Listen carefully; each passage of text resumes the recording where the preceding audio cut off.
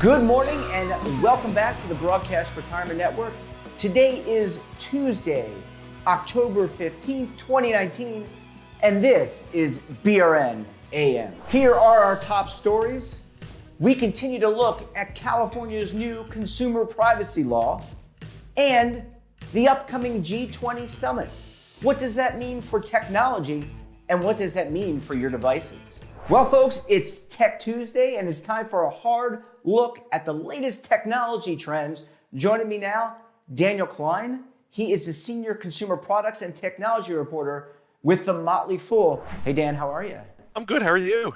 I'm fine. I do understand that you made it back safely from Star Wars land, though, however. I did run into some trouble with some stormtroopers, but I managed to talk my way out of it. These aren't the droids you're looking for. The force is strong in this one. The force is strong. So I wanted to, at the top of the show, I mentioned the California Consumer Privacy Act that was passed in 2018. This is kind of a follow-up conversation. I wanted to get your opinion on this because Kevin Walsh from Groom Law, who's a contributor on our show, talked about it from the benefits perspective. And, Dan, we've talked about privacy before, consumer privacy, very important. California is the first state in the union to pass such a law. Others most likely will follow suit now that California's done it. Want to get your broad brushstrokes on this bill. Yeah, it's a major problem that we don't have any national leadership on this. Clearly, given the current state of government, we're not going to see any national laws passed that protect consumer privacy. So what happens is this is going to be very much like the Amazon sales tax battle, where each state had to look and say, hey, you've got a warehouse here. Now you have to pay sales tax on orders in this state.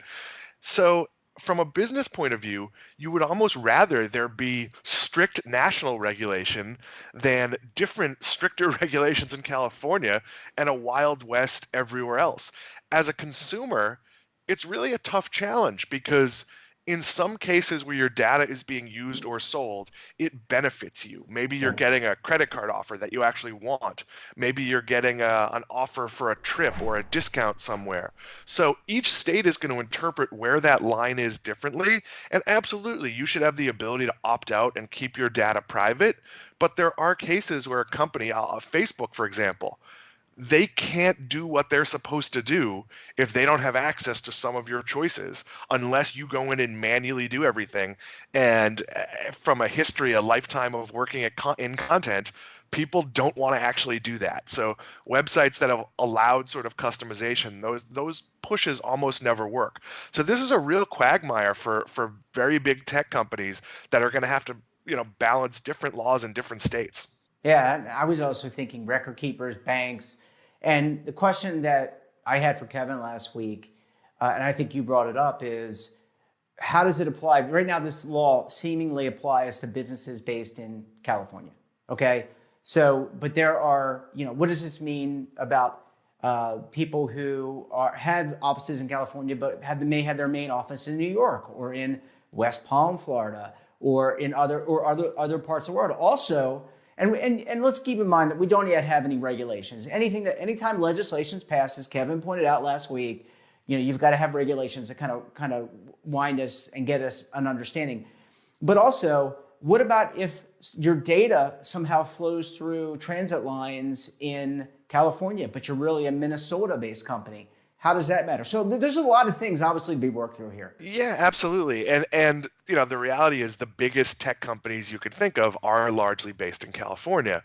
But every technology company, there's a huge tech base in Boston.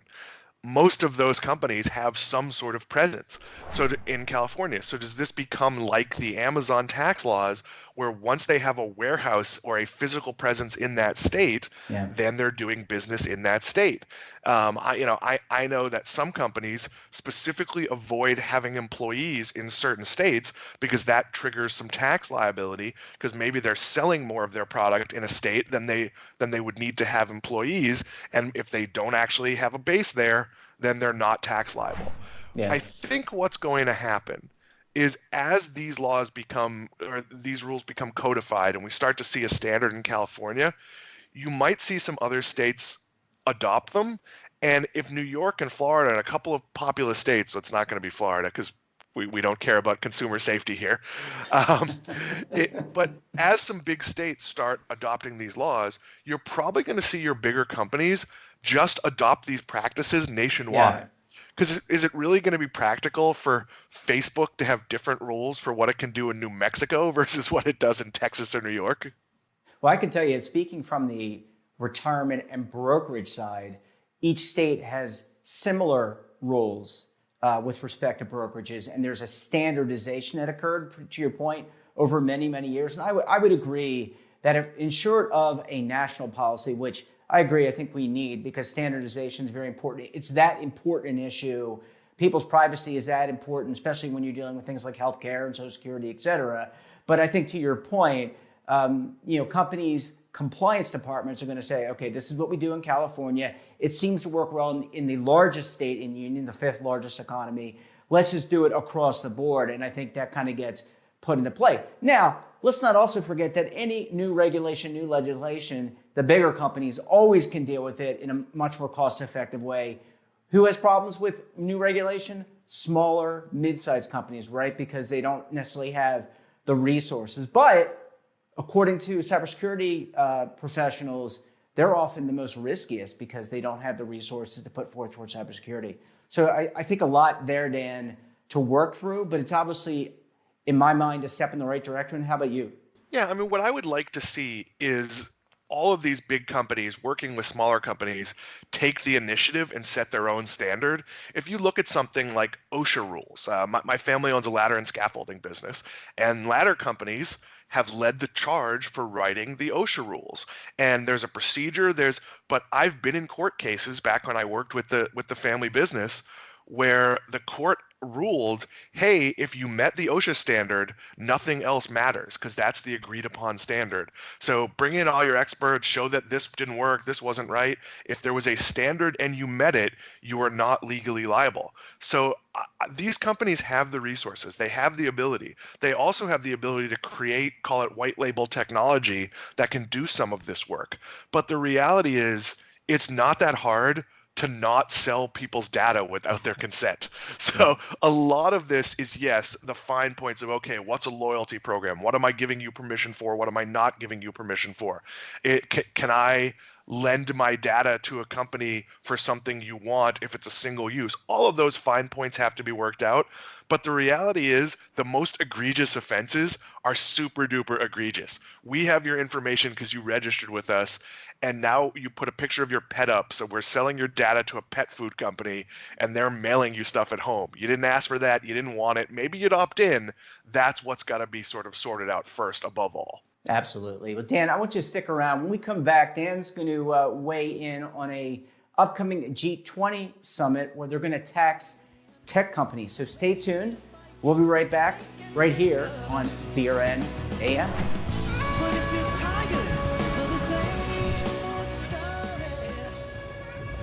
Imagine a new television network that will make you richer, healthier, and in control of your financial future.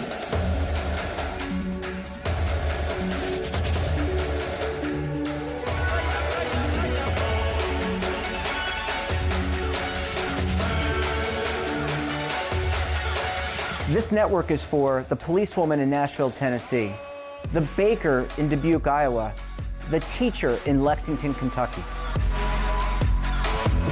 We want to make the idea of savings and retirement culturally relevant. But what do you see as a defining issue of the midterms, especially for the smaller businesses? I mean, they are the lifeblood of the American economy.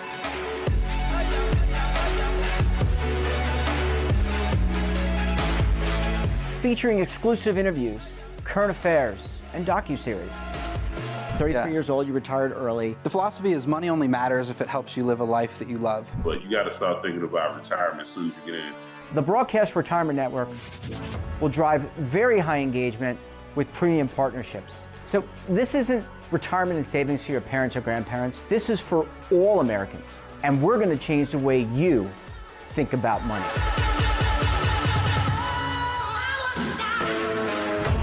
Welcome to the next frontier of retirement and savings.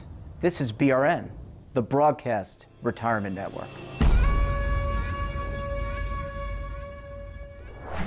Welcome back. As I mentioned, G20 leaders are meeting in Washington, D.C. this week, and they may have technology companies in their crosshairs. What does this mean for these technology firms? Daniel Kline from the Motley Fool is still with us. Dan, the G20 Summit's coming up, and they're going to be discussing something I think is going to be very interesting to you because you follow tech, additional taxation on some of these tech companies. So we talked about them in the last segment, the Facebooks and all the other types, Amazons, et cetera, potentially facing more taxation. So before I jump in, Jeff, I will point out that this is the day you have to file your taxes if you filed an extension. So if last April you filed an extension and forgot about it until you started watching this show, probably time to leave and go get your taxes done. Yeah, you can listen to us on podcast, by the way. Don't turn Dan off because you're going to want to hear what he has to say, but absolutely brilliant way to bring it together. I love that, Dan, about you. Sorry. So what's going to be happening is you're going to see the concept of a tax haven closed up.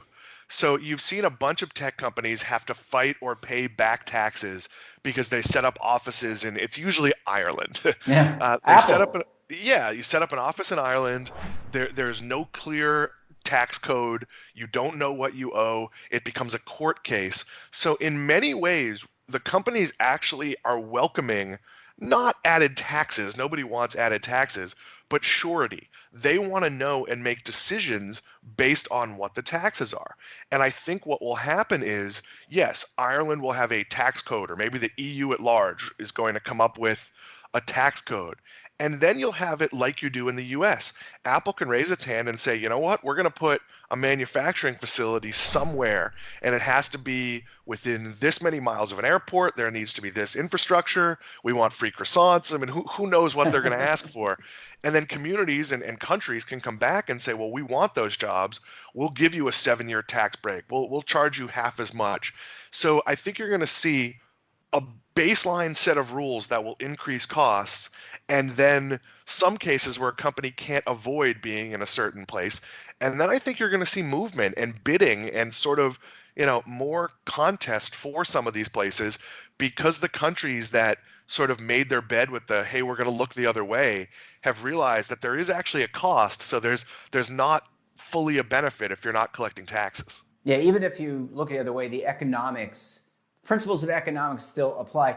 Dan, obviously you mentioned Ireland, and I jokingly said Apple, but we've got also Brexit coming on. You mentioned the European Union. That's going to have implications as well, because we're not sure if or when or how it's going to happen. That's going to have implications in terms of treaties. But do you see tech services, whether it's cloud computing, whether it's devices like these that are already $1,000, and I bought this over 2 years ago. I know you like the latest tech. Do you see oftentimes when more taxes get passed along to a corporation in some way, shape, or form, they get passed along to the consumer? Is that a worry here?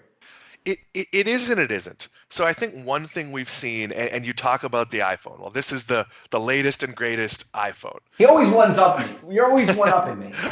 Well, it's part of my job to have this stuff, but the basic model, the regular model, was actually a better phone at a lower price than the previous go-round. So I think what largely happens in technology is that, yes, the cost will go up, but that's actually going to be offset by other changes the companies make. So Apple's probably figured out where the ceiling is for a basic iPhone. Maybe it's $700 and it's $1,100 for a top tier model. They know they have to work within that, so they're constantly working to keep costs down. Ideally, keep costs down and bring margins up.